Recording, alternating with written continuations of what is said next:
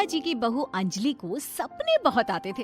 एक दिन सुबह सुबह जब अंजलि सोकर उठी, सासू माँ जानती हैं क्या होने वाला है? अरे क्या हुआ, फिर से कोई नया सपना देख लिया क्या? हाँ सासू माँ, बहुत जोर से बरसात आने वाली है। आज कोई कपड़े मत धोना, सूख नहीं पाएंगे। अरे बहू, बाहर तो इतनी तेज धूप निकली पड़ी है, तुमको कहाँ बारिश नजर आ रही है? अरे मम्मी जी, मैंने सपने में देखा था बहुत जोर से बारिश होने वाली है, इसलिए बस आज कोई कपड़े नहीं धुलेंगे। अरे लेकिन इससे पहले भी तो कितनी बार तुझे सपने आए हैं, कभी कुछ सच भी होता है क्या?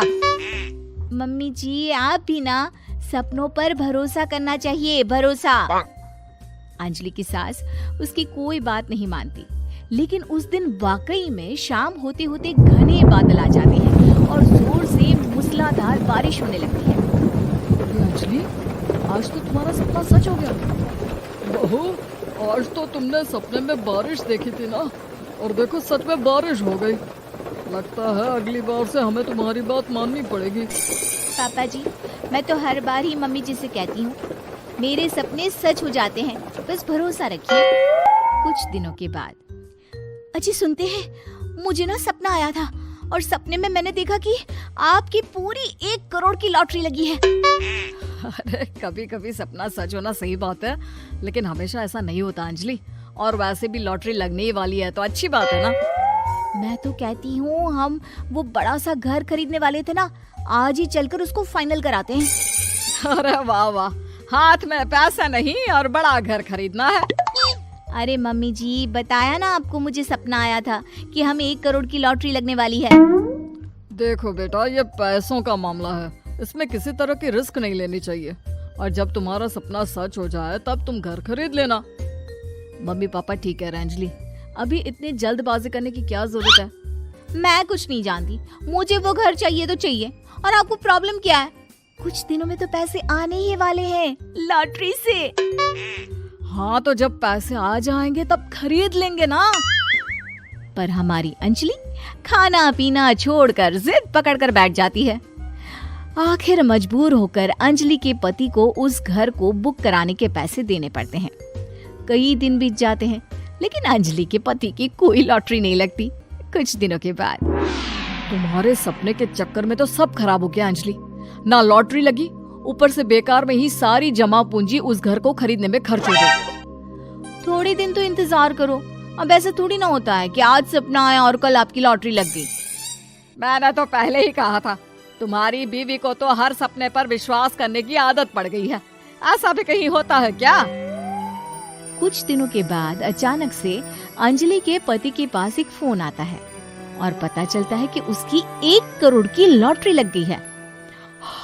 अरे वाह अंजलि, ये तो कमाल हो गया, मेरे तो सच में लॉटरी लगी। अरे भगवान भला करे तुम्हारा। हाँ हाँ बहू, अब तो तुम जो कहोगी हम वो सब बात मानेंगे। तुम्हारे सपने का मतलब तो पूरा का पूरा सच होता है। अरे बिल्कुल ठीक कहते हैं, मैं तो बेकार में ही बहू को उल्टा सीधा सुनाती थी। अरे इसके सपने तो वाकई में सही हो जाते हैं। अपने घर वालों की बात सुनकर अंजलि मन ही मन बहुत इतराती है। उसे लगता है कि अब वो जो भी सपना देखेगी सच हो जाएगा। और इसी चक्कर में एक दिन अंजलि को सपना आता है कि अचानक उनके घर पर बहुत सारे मेहमान आने वाले हैं। यही सोचकर अंजलि अपनी सास को कहकर बहुत सारा खाना पहले से ही बनाकर रख लेती है। सुबह से शाम हो जाती है। हमने इतना सारा खाना बना लिया, लेकिन हमारे घर तो कोई मेहमान आया ही नहीं। हाँ मम्मी जी, अब तो रात होने आई है, लगता है ये खाना हम लोगों को ही खाना पड़ेगा। गुप्ता जी का परिवार पूरे 2 दिन तक उस खाने को खाकर खत्म करता है, लेकिन अंजलि की ये अपने सपनों पर भरोसा करने की आदत इतनी जल्दी छूटने वाली कहाँ थी। एक दिन अंजलि की सास अपने किसी रिश्तेदार के घर जाने के लिए कहती है, अरे अंजलि बहू, मैं जरा 2 दिन के लिए बुआ जी के घर जा रही हूँ।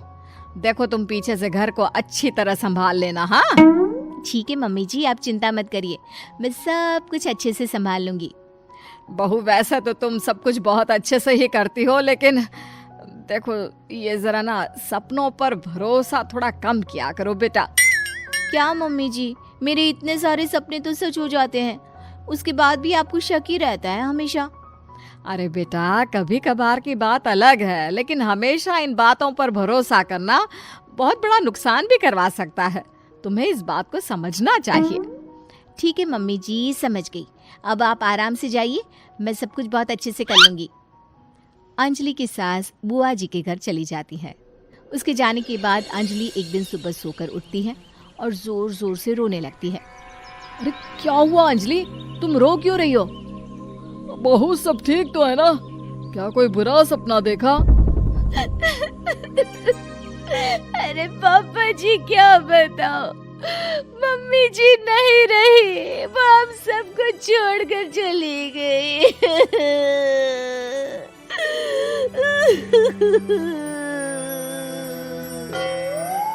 छोड़कर चली गई? अरे क्या मतलब है? वो तो अपनी बुआ जी के घर गई है ना?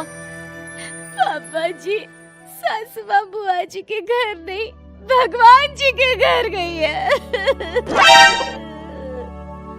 अरे अंजलि, सुबह सुबह कैसी बात कर रही हो?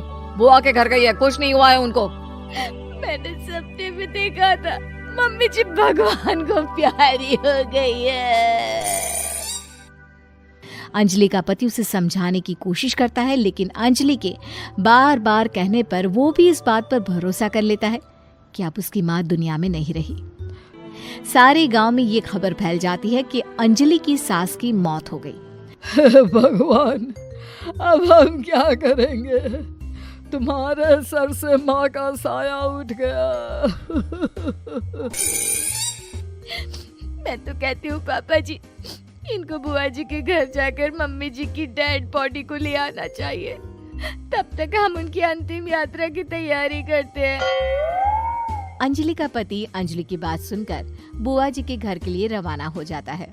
उधर अंजलि अपनी सास के अंतिम संस्कार की सारी तैयारियां कर लेती है। मोहल्ले के सारे लोग वहां पर आकर इकट्ठा हो जाते हैं। बहुत बुरा हुआ, मेरी सास मुझे बहुत प्यार करती थी, बुआ जी के घर गई थी। अरे हमको क्या पता था कि भगवान जी के घर जा रही है। अंजलि ने अपनी सास की तस्वीर पर हार पहनाकर घर के बीचों बीच रख दिया। सब लोग आकर गुप्ता परिवार को सांत्वना दे रहे थे। थोड़ी देर बाद अंजलि का पति घर आता है और साथ में अपनी माँ को भी ले आता है। अरे बहू, मेरी तस्वीर पर हार क्यों चढ़ा रखा है? सब लोग अंजलि की सास को देखकर डर जाते हैं। अरे आप लोगों को डरने की कोई जरूरत नहीं है, मेरी माँ जिंदा है। ये तो मेरी बीवी के सपने के चक्कर में हम लोगों ने अपनी माँ को मरा हुआ समझ लिया। बहू, सपने देखना ठीक है, पर अपनी जिंदा सास का अंतिम संस्कार करना बहुत बड़ी गलती। उसके बाद अंजलि की अपने सपनों पर आंख मूंद कर भरोसा करने की आदत हमेशा के लिए सुधर जाती है।